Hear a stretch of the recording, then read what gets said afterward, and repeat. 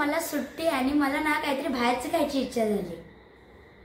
अरे बाहेरचं म्हणजे तुला नेमकं काय खायचंय बाहेरचं? ना बाबा, या थंड थंड पावसात ना गरमागरम वडापाव खायची इच्छा झाली। तुला वडापावच खायचा आहे ना? आज आपण शिरगावमध्ये देवळेकर वडापाव सेंटरला जाऊया, तिथला मस्तपैकी तुला मी आज वडापाव देतो। चल चला, आता आपण आपल्या बस स्टेशनवर पोहोचलो आहोत। देवळेकर वडापाव शिरगाव।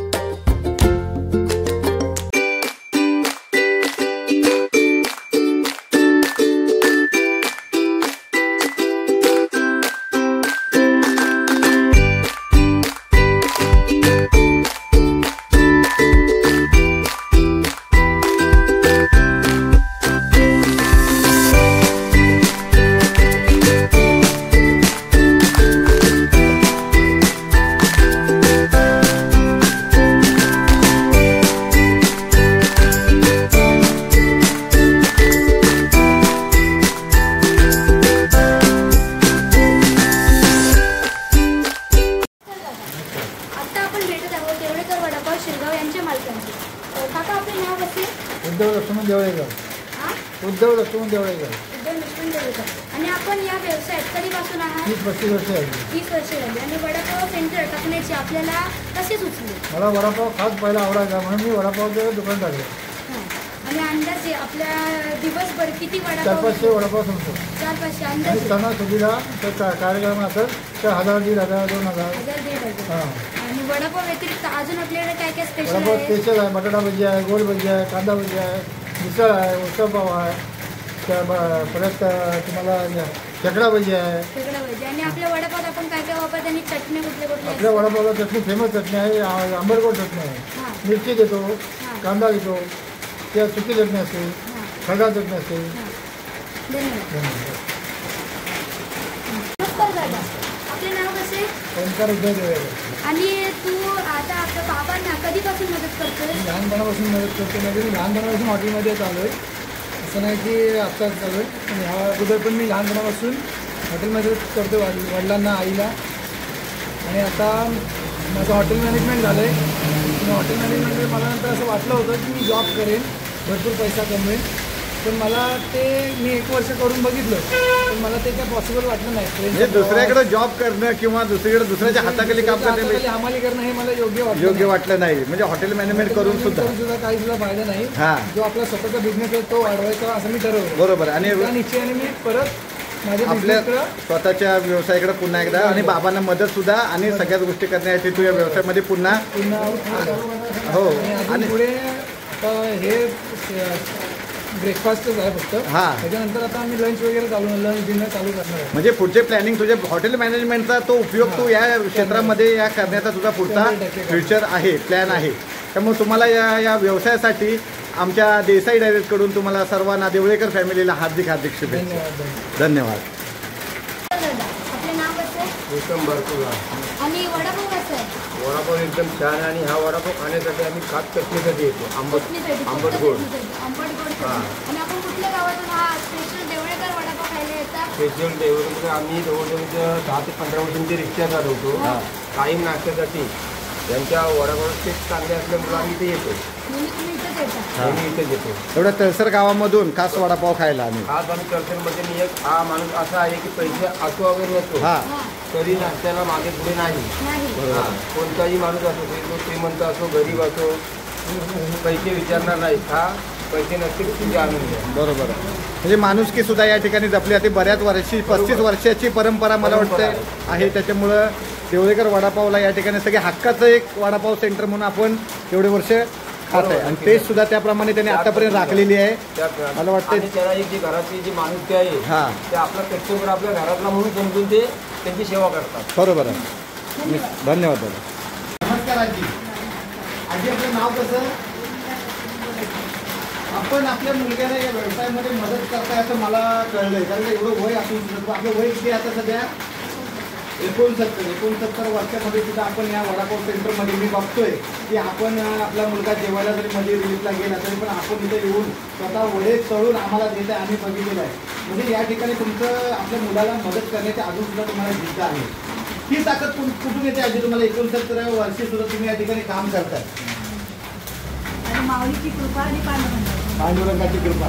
मग तुम्ही म्हणजे पहिले मला वाटते पहिलं सुद्धा वडे तळायचं म्हणजे तळत होता का तुम्ही? काय आता सध्या करायला लागला या व्यवसायामध्ये येऊन मदत? हे जगाला बोलवलं. बरेच वर्ष पहिल्यानंतर हो, तुम्ही स्वतः करायचा. म्हणजे तुमच्या हातची चव या ठिकाणी पुढं आपल्या मुलग्याने हा वारसा चालू ठेवलेला आहे. म्हणजे आणि आपल्या मुलगाने आता आपला नातू सुद्धा या ठिकाणी व्यवसायामध्ये आलाय. तुम्हाला बरं वाटतंय काय की आपला नातू या ठिकाणी वडापावचे सेंटरमध्ये येऊन काम करतोय किंवा आपलं स्वतःचा व्यवसाय चालवतोय? तुम्हाला कसं वाटतंय त्याबद्दल? की त्यांनी नोकरी करावी वाटते काय हा व्यवसाय सांभाळावा वाटतोय? कारण का शेवटी व्यवसाय म्हटल्यानंतर स्वतः तो मर्जीचा मालक आहे आणि नोकरी म्हटल्यानंतर तो दुसऱ्या ठिकाणी गुलामीच करणार, कितीतरी पगार घेतला तर. त्याचं पण म्हणणं तेच आहे की आता हा मी हॉटेल मॅनेजमेंट करून सुद्धा माझा हा व्यवसाय वाढवायचा आहे. त्यासाठी तुमच्या मोठ्या दारांचा आशीर्वाद या ठिकाणी त्यांच्या पाठीशी उभा आहे. त्याबद्दल आधी तुमचं धन्यवाद.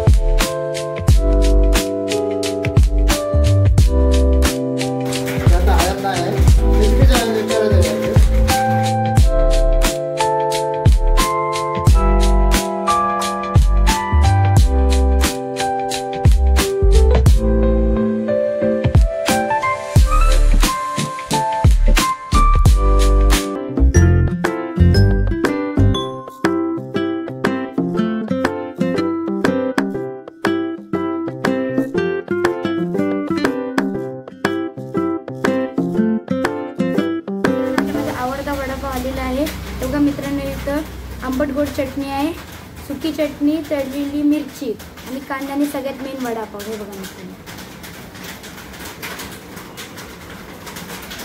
आता आपण वड्याच्या आत काय बघूया. हे बघा मित्रांनो, आत मस्त मसालावाला बटाटा, शेंगदाणे पण आहेत, कोथिंबीर आणि आलं लसूणची पेस्ट पण दिसते मित्रांनो. मी पावात वडा टाकलेला आहे. आता मी टेस्ट करतोय. स्पेशल आंबट गोड चटणी, सुकी चटणी, गरम आहे.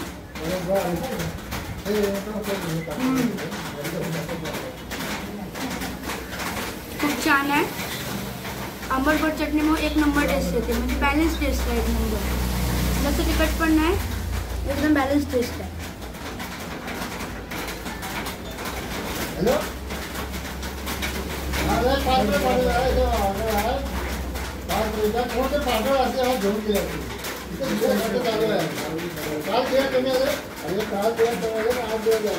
मित्रांनो, आता आर्यने वडापाव खाऊन तुम्हाला टेस्ट सांगितलेली आहे, पण आता मी पुन्हा एकदा तुम्हाला टेस्ट सांगतो. गरमागरम वडा घेतलेला आहे मी. आता वड्यामध्ये मस्तपैकी सुकी पहिली चटणी टाकून घेतोय मी, थोडासा कांदा सुद्धा, म्हणजे स्पेशलिस्ट आहे देवळेकर वडापाव यांची, की त्याच्या वड्यामध्ये सुकी चटणी आणि कांदा. बघा वडा आता पॅक झालेला आहे पावामध्ये. आणि तुम्ही पाहू शकता आता ही चिंचेची आंबट आणि गोड चटणी या ठिकाणी मिक्स केलेली आहे मी. आणि मी वड्याचा पहिला बाईट आता घेऊन बघतोय. अतिशय बॅलन्सिंग टेस्ट आहे, आंबट गोड थोडंसं तिखट अशी ही बॅलन्सिंग टेस्ट आहे वडापावची. त्यावर तुम्हाला वाटतं तर जरा स्पायसी मिरची तळलेली आहे. मिरची सुद्धा छान तळून त्याच्यावर मीठ मारल्यामुळं ती सुद्धा जास्त तिखट लागत नाही. खूप सुंदर टेस्ट आहे मित्रांनो. पावसाचा मोसम चालू आहे, गरमागरम वडापाव खाण्यात, देवळेकर वडापाव खाण्यात, यांचा वडापाव खाण्यात खूप मजा आहे. तुम्ही पण या ठिकाणी तुम्हाला जर वडापाव खायची इच्छा झाली तर निश्चित शिरगावमध्ये देवळेकर वडापाववाले यांच्या इथं तुम्ही ह्या वड्याची टेस्ट निश्चित करू शकताय. वडापाव खाऊन झालेला आहे. तुम्हाला पण या मस्त थंड थंड पावसात गरमागरम वडापाव खायचा असेल तर तुम्ही नक्कीच या देवळेकर वडापाव यांचं तुम्हाला मी ॲड्रेस सांगतो, इथं स्क्रीनवर दाखवतच असेल तरी पण सांगतो. शिरगाव बाजारपेठेच्या मधोमध देवळेकर वडापाव शिरगाव.